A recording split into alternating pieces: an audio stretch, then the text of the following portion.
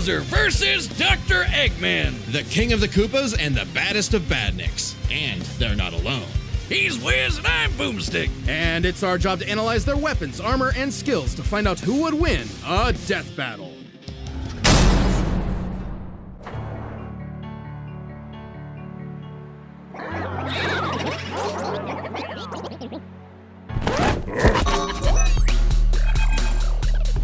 I've come to make an announcement. This territory is now the base for my upcoming Eggman Land 2. What a joke! I am Dr. Eggman, your new genius overlord.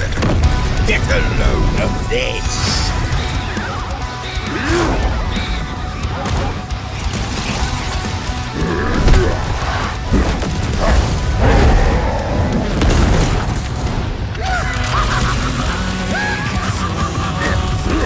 Shut up, nerd!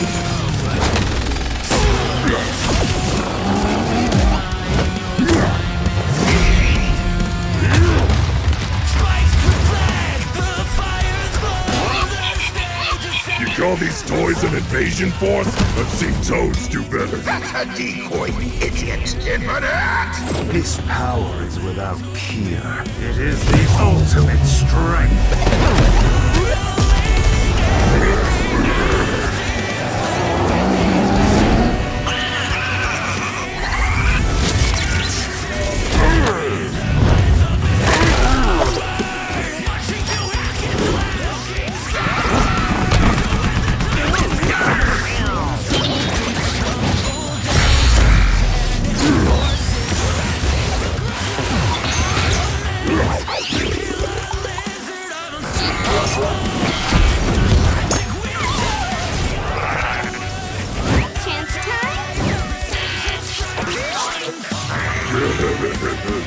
It's too late!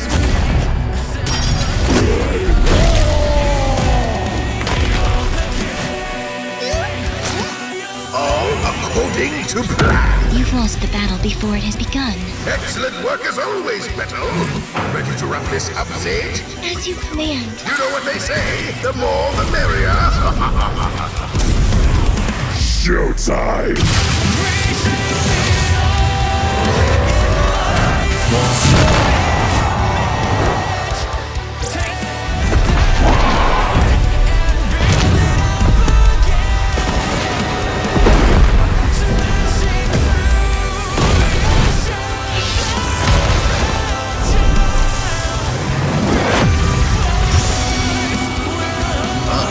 I'll crush you!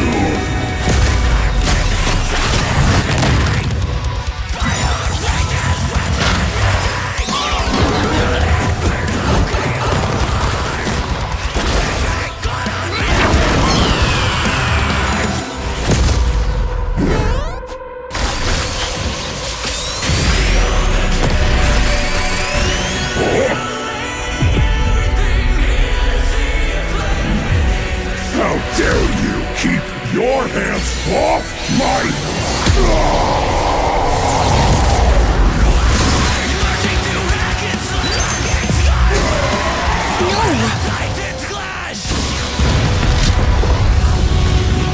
Sage!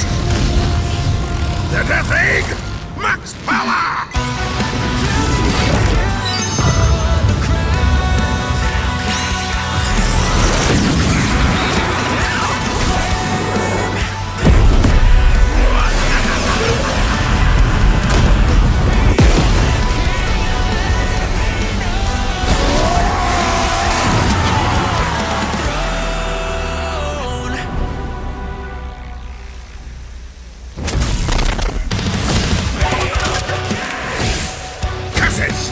Sage! Fire it again!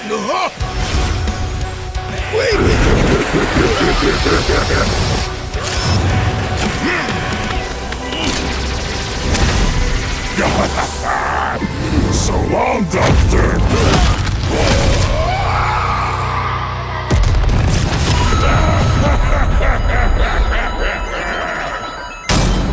KO! This war was not an easy one to win, which might seem surprising given how the Sonic series is not afraid to show how tough its cast is, while Mario's comes across as more cartoony. But as it turns out, Bowser had everything he needed to take Chrome Dome down. Strap in, this one's a lot, so we'll break it down into 5 categories. First up is physical stats. Bowser pretty handedly outmatched any of Eggman's usual mechs, like the Egg Dragoon or the Death Egg Robot. The Death Egg Robot could level cities. Bowser could punch a castle out of orbit. The Death Egg could destroy stars, but Yoshi could match that level of power, and Bowser's strength is certainly above the green dinosaurs. Plus, while both Bowser and Eggman's tech survived black holes, Bowser's was much larger. So, he may win stats, but this could change with their powers. With so many items and minions, that could make all that a moot point. Aside from power-up items, both could manipulate minds, create duplicates, and alter space-time. However, Bowser had a significant edge in having access to the majority of his abilities at all times. Yeah, Eggman can do some crazy stuff, but only across different mechs, fortresses, or space bases. Bowser's all natural. He's got all his best powers built in, and he ain't even a robot. Meaning he wins the war of attrition.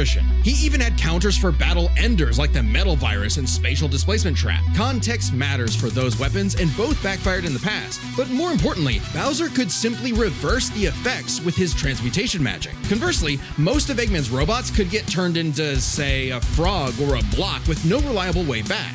Bowser takes the edge in powers. But definitely not for intelligence. Come on, you have a 4-digit IQ, Bowser? Really? That's cute. I mean, don't get me wrong. Bowser's not an idiot, usually. Just really, really clumsy. Poor fella. Meanwhile, Eggman's an engineering genius who rarely ever gets bested by brains. Easy dub. Now, let's talk trump cards. As in, items so powerful they could decide the entire outcome on their own. The Phantom Ruby was super dangerous, but specifically targets perceptions. Unlike Bowser's Wonder Flower, which mucks up reality for real. The Ruby affected a whole planet, but the Wonder Flower had the power to alter the universe. Also, the Dreamstone's ability to wish anything out of existence would have no problem cleaning up Super Neo Metal Sonic or Time Eater. Their most prized possessions was a tougher call. Together, the Chaos Emeralds can break the universe, but so can the Grand Stars. Arguably not as much given the Emerald scaling to Solaris, though Power Stars and Grand Stars are far more plentiful. Clearly, this is getting fairly abstract, and both had multiple options that could win the day instantly, so the safest bet is to call this category a tie. Which means it's finally time to compare their armies. Eggman seems deadlier at first glance. I mean, look at all those buzzsaws and rockets. Metal Sonic's speed and power alone could solo most of the Koopa Troop, but the Eggman Empire lacked something Bowser had in spades: teamwork and loyalty. Eggman is a notoriously terrible team player. His alliances are practically guaranteed to fall apart. Hell, in Sonic Generations, he could barely manage working with himself. Eggman's army is designed to be controlled by just him. To Eggman, it's harder to command those with free will, hence his rivalry with the free-natured Sonic. Meanwhile, the Koopa Troop follows Bowser because they actually like him. They train really hard to cover each other's weak points, giving them plenty of advantages as this war progressed, like battlefield control through King Boo's magic and Bowser Jr.'s paint. And since the Koopa Troop doesn't rely that much on technology, Sage's hacking potential had little use. Also, secret weapon? Kamek is kinda busted,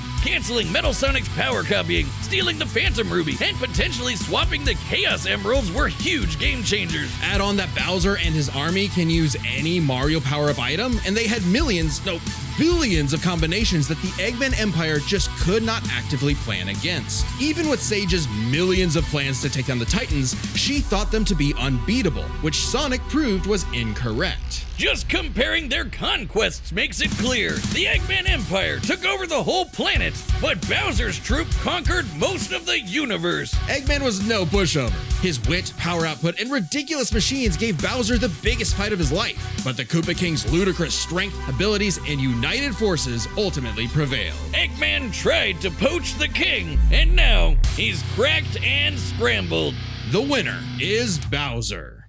Next time on Death Battle.